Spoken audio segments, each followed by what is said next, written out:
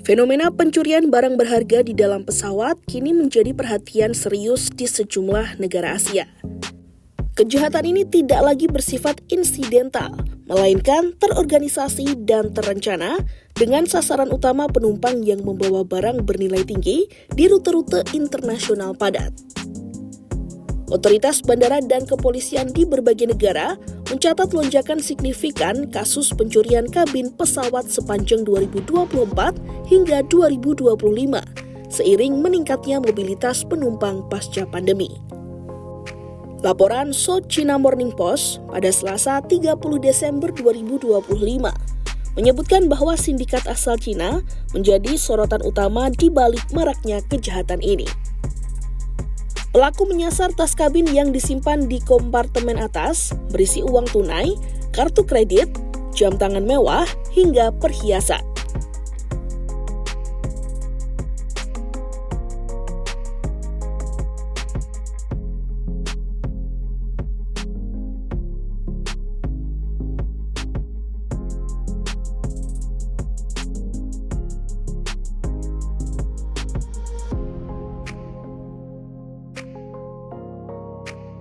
Pakar penerbangan menilai lonjakan penumpang internasional turut membuka celah bagi sindikat pencurian.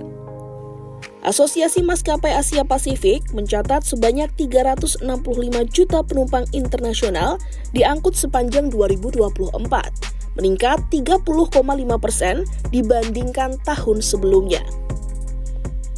Seiring lonjakan tersebut, kasus pencurian di kabin pesawat pun melonjak tajam. Misal di Malaysia dan Hong Kong, peningkatan kasus bahkan mencapai hingga 70% sepanjang 2024. Penyelidikan lintas negara mengindikasikan pola kejahatan yang terkoordinasi dengan pelaku berpindah-pindah penerbangan dan negara. Wakil Presiden Senior International Air Transport Association, Nick Karen, menyebut tren ini mengkhawatirkan.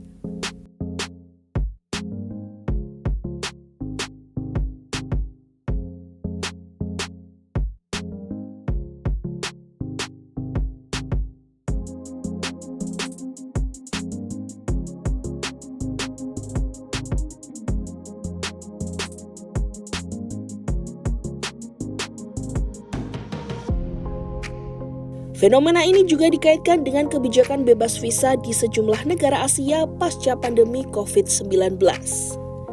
Singapura menjadi salah satu negara yang paling vokal menindak pelaku pencurian di kabin pesawat.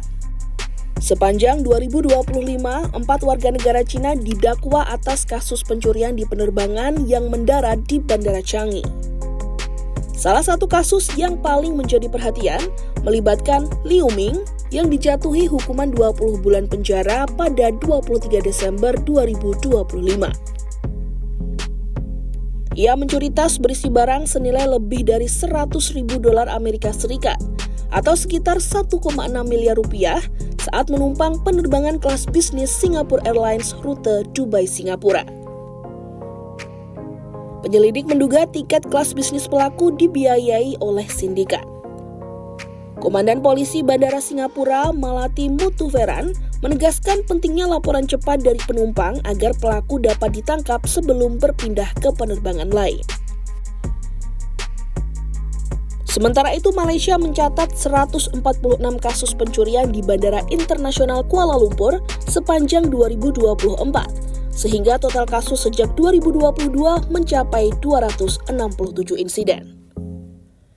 Bandara Narita Tokyo menangani 19 kasus selama Januari hingga Oktober 2024. Hong Kong menjadi wilayah dengan jumlah tertinggi yakni 169 kasus sepanjang 2024, dengan kerugian mencapai sekitar $700.000 Amerika Serikat atau 11 miliar rupiah hanya dalam 10 bulan.